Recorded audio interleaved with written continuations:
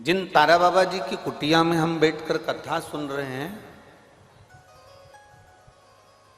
इनका जन्म भी शिवरात्रि का है और इनकी जो ज्योति उस शिव में समाहित हुई, इनकी जो आत्मा परमात्मा में वापस जाकर मिली, वो तिथि भी शिवरात्रि है।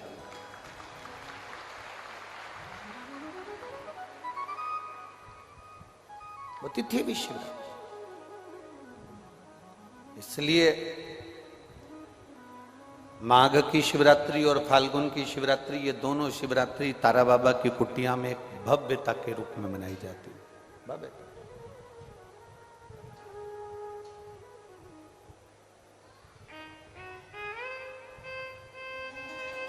गोविंद जी, दुनिया के लोग कहते हैं कि शिवरात्रि के दिन भगवान शंकर की पार्वती जी के साथ शादी हुई।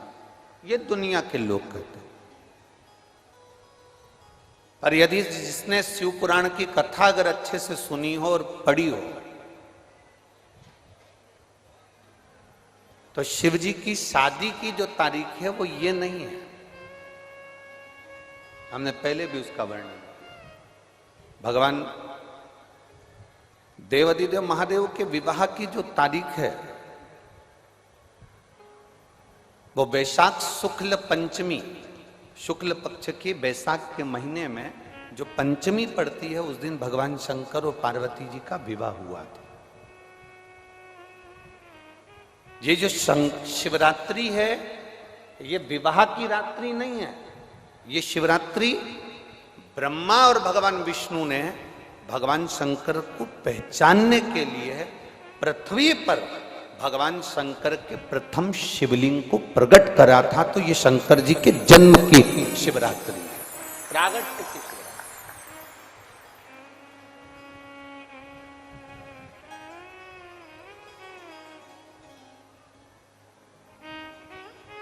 ये शिव जी के प्रागट्य की शिवरात्रि है।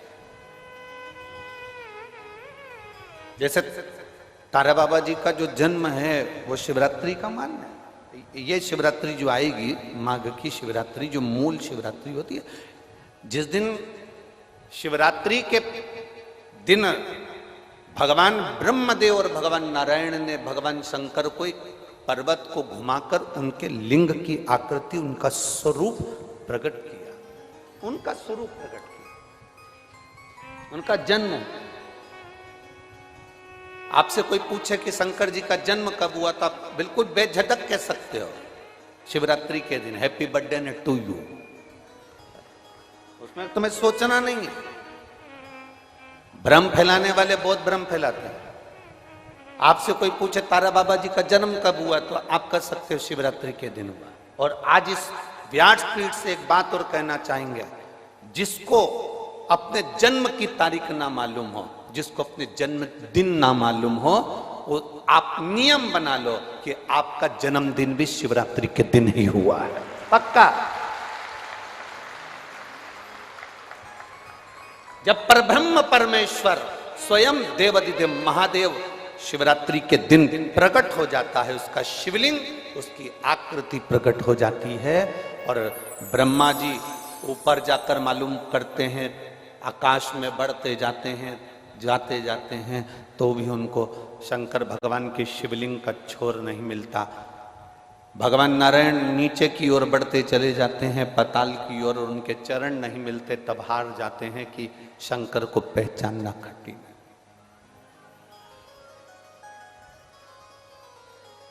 शिव को पहचानना, शिव को जानना कठिन है, बहुत कठिन।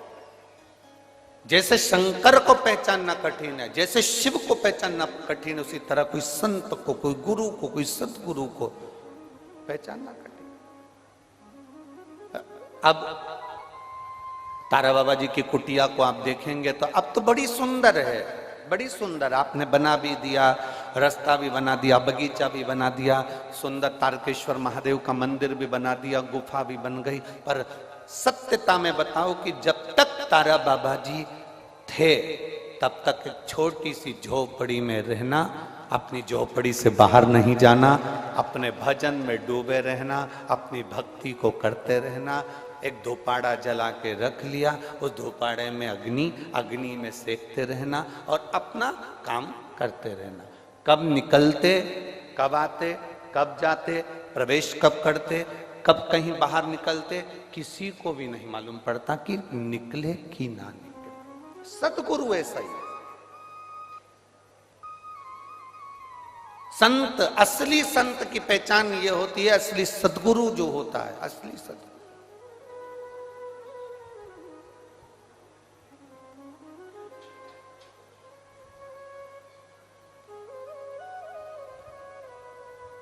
हमने यहां देखा तारा बाबा जी की कुटिया के बाहर से दर्शन कराते हैं, उनके समाधि स्थल के कराते हैं, बाहर से दर्शन, बाहर से दर्शन, समाधि स्थल का जो दर्शन कराते हैं बाहर से कराते हैं। कल रात्रि को सावन पंडित जी कह रहे थे, गुरुजी अपन इतनी सारी जगह गए, कई समाधियों पे अपन ने दर्शन करे, वहां तो बिल्कुल अंदर तक सभी को दर्शन कराते हैं, यहाँ बाहर से दर्शन कराते हैं। हमने कहा इसी को समझ कहते हैं। शिव महापुराण में एक वर्णन आता है, पशुपति नाथ का व्रत करो, 16 सोमवार का व्रत करो, सोमवार का व्रत करो, शिवरात्रि का व्रत करो, चतुर्थी का व्रत करो, तीज का व्रत करो, एकादशी का व्रत करो, पूर्णिमा का व्रत करो, आपका मन पड़े वो व्रत करो। व्रत करने की मना नहीं, पर शिव महापुराण कहती है, शंकर भगवान का चरित्र कहता है कि व्रत करने वाले को सबसे बड़ा नियम एक धारण करना चाहिए। सबसे बड़ा व्रत का नियम कौन सा है कि जो व्रत करे, दिन भर भूखा रहे, दिन भर कुछ ना खाए और अपनी कामना के लिए भगवान शंकर की आराधना करते हो, भगवान शिव की उपासना करते हो, और कोई आया तुम्हारे पांव को छुआ, प्रणाम करा, और तुम्हारे पांव को छुआ, प्रणाम करा, और तुमने उसके ऊपर हाथ रख दिया, या तुम्हारे चरण छुए और छूकर उसको तुमने अपने दिल से कुछ दे दिया। उसने चरण छुआ और तुम्हारे नीवी मुख से निकला, पर तुम्हारे चरण को अगर उसने व्रत वाले दिन हाथ लगा लिया तो समझ लेना कि तुमने जो दिन भर व्रत करा उस व्रत का पुण्य वो लेकर चले गया, तुम्हारे व्रत का पुण्य वो लेकर चले गया। कई माताएं कहती हैं हमने पशुपति व्रत करा था, हमने ये वाला व्रत करा था, हमारा व्रत तो सफल ही नहीं हुआ, हमारी पड़ोसन ने व्रत करा उसका व्रत सफल हो गया। कारण उसका ये है कि तुम्हारा व्रत जिस दिन था उस दिन तुम्हारे कोई ना पांव पड़ा होगा, पांव पड़ा, चरण छुआ, और सबसे बड़ी बात है तुम अनुभव कर देखना, अपने पैर के अंगूठे पे एक लोटा जल डालकर देखना, ठंडा पानी डालकर देखना, तुम्हारा भेजा भी ठंडा हो जाता है। अर्थात पांव के अंगूठे में, पांव में वो बल होता है कि व्यक्ति के चित्त, वृत्ति, मन और बुद्धि का सब कुछ चरण छूने वाला खींच कर ले जाता है। ये निश्चितता है। आपका पुण्य वो खींच कर ले गया, आपके व्रत का फल वो खींच कर ले गया, आपकी आराधना का फल वो खींच कर ले गया, आपकी साधना का फल वो खींच कर ले गया। हमारा एक नियम है, आप लोगों को मालूम होगा, हम कई बार कथा में कहे, हम कभी भी चरण नहीं छूने देते। स्त्री को तो छूने ही नहीं देते, माताओं को तो बिल्कुल भी नहीं, क्योंकि हम आपको जीजी बोलते हैं और आप हो गई हमारी बहन, और भाई के चरण छुओ तो अच्छी बात थोड़ी ना है। हम तुम्हारे छू लें पर तुम हमारे मत छू। और हम जितने भी भाई लोग बैठते हैं इनको जीजा कहते हैं, इनसे हम हमारे चरण छुआ लेते हैं, क्योंकि जीजा और साले की चल जाती है, इनकी और हमारी चल जाती, तुम्हारी नहीं चलेगी। चरणक की बड़ी मात है। व्रत करने वाली माता चाहे उपास कर रही हो, साधना कर रही हो, नियम धारण करी हुई है, जिस दिन तुम्हारा व्रत है, एकादशी का व्रत है, उस दिन अपने पांव को हाथ मत लगाने दो। जिस दिन तुम्हारा पशुपति व्रत है उस दिन तुम्हारे चरण को कोई को छूने मत दो। जिस दिन तुम्हारा 16 सोमवार का व्रत है उस दिन आपके चरण को कोई हाथ ना लगाए, आपको प्रणाम कोई ना करे, दूर से प्रणाम करे, दूर से दंडवत करे, दूर से वो नमन करके चले जाए, पर नजदीक से नहीं, उसको छू कर नहीं। हमारा पूरा पुण्य वो खींच कर लेगा, पूरा।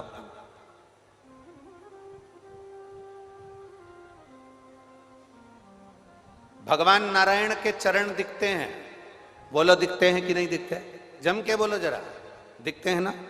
भगवान ब्रह्मा जी के चरण दिखते हैं, माता लक्ष्मी के चरण दिखते हैं, भगवान ब्रह्माणी के चरण दिखते हैं, इंद्राणी के चरण दिखते हैं, गरुण देव वरुण देव सबके चरण दिखते हैं। केवल एक शिवलिंग, शंकर भगवान का केवल एक शिवलिंग ऐसा होता है जिसके चरण नजर नहीं आते कि इनके चरण कहां पर,